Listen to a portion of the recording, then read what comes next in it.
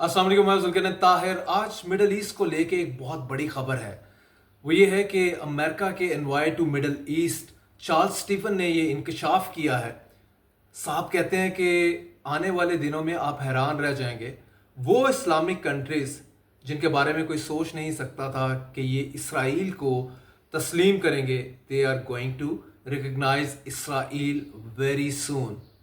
बिल्कुल एक बहुत बड़ा पिंडोरा बॉक्स ओपन कर दिया। और शायद इस खित्ते को लेके इससे बड़ी ब्रेकिंग खबर हो नहीं सकती। अभी इसराइल और ईरान का कंफ्लिक्ट थमा है, सीज फायर हुआ है।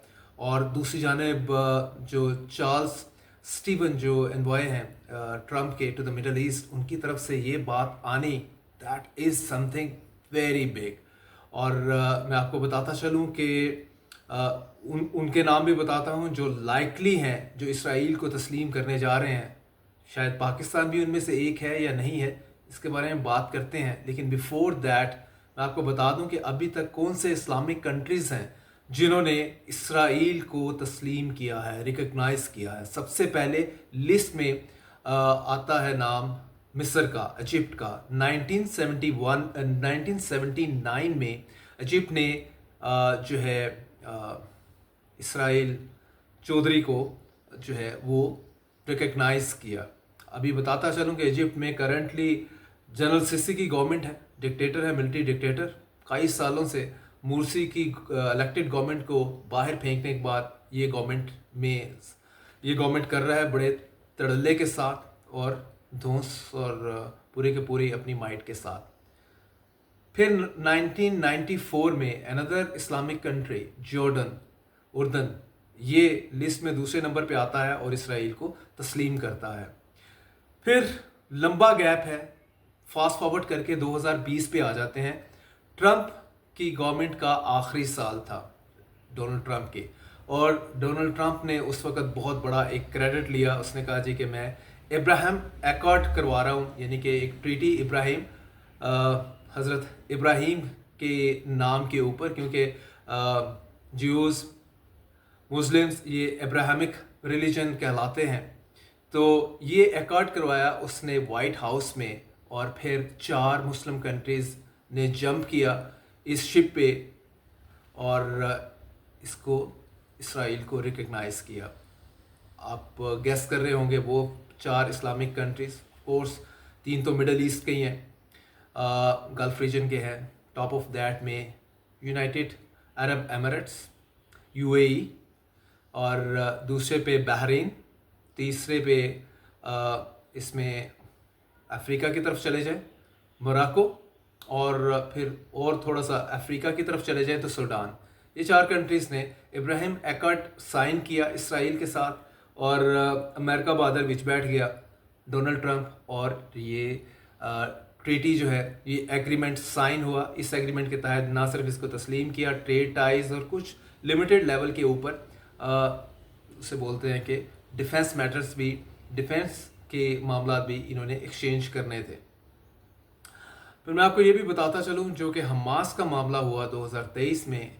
हमास ने पहले अटैक किया, उसके बाद थोड़े बंदे मारे थे उन्होंने। 4 लाख के करीब फिगर चला गया, जो कि अभी अनअकाउंटेड फॉर मिसिंग लोगों की रिपोर्ट आई है। 3,77,000 जो है फ़लस्तीनियन वो अनअकाउंटेड फॉर है, मिसिंग है। 60,000 कंफर्म डेड हैं। तो 4 लाख से तो ज़्यादा फिगर कहीं आगे चला गया है इसमें। तो बैक टू दिस कि इस अब्राहम एकॉर्ड को लेके हमास, फ़लस्तीन ये बहुत ज़्यादा परेशान थे। उनको लग रहा था आने वाले दिनों में और मुस्लिम कंट्रीज़ भी ज्वाइन करेंगे उस लिस्ट को, या उस बैंड वैगन में बैठ जाएंगे जो कि इसराइल को तस्लीम करेंगे, उनके साथ ट्रेड करेंगे और मूव फॉरवर्ड करेंगे। तो आज का जो स्टीवन चार्ल्स का स्टेटमेंट है मिडल ईस्ट को लेके कि आप हैरान रह जाएंगे। तो मैं आपको बताता हूँ वो कौन से लाइकली कंट्रीज़ हैं। यस, आप सही शायद गैस कर रहे हैं। उसमें सऊदी अरेबिया का नाम लिया जा रहा है, उसमें कतर का नाम लिया जा रहा है, उसमें कुवैत का नाम लिया जा रहा है, और सबसे ज़्यादा सरप्राइजिंगली उसमें सीरिया, शाम का नाम लिया जा रहा है। शाम में चूँकि बशार अल असद की गवर्नमेंट थी, वो टॉपल हो गई है। That government was backed by Bashar al Assad की ईरान। तो उसके टॉपल होने के बाद वहाँ पे सुन्नी रजीम है अब, और उसको जो लीड कर रहे हैं वो साहब हैं अहमद الشرا، اور ان کی ملاقات جو ہے وہ سعودی عربیہ میں ٹرمپ کے ساتھ ہوئی ہے لاسٹ منتھ میں. اس میں کہا یہی جا رہا ہے کہ شاید ڈونلڈ ٹرمپ نے MBS Mohammed bin Salman ruler of Saudi Arabia اس کو کنونس کر لیا تھا کہ بھئی آگے تم نے اس کو بھی کنونس کرنا ہے کہ یہ بھی اسرائیل کو ریکگنائز کرے، تسلیم کرے.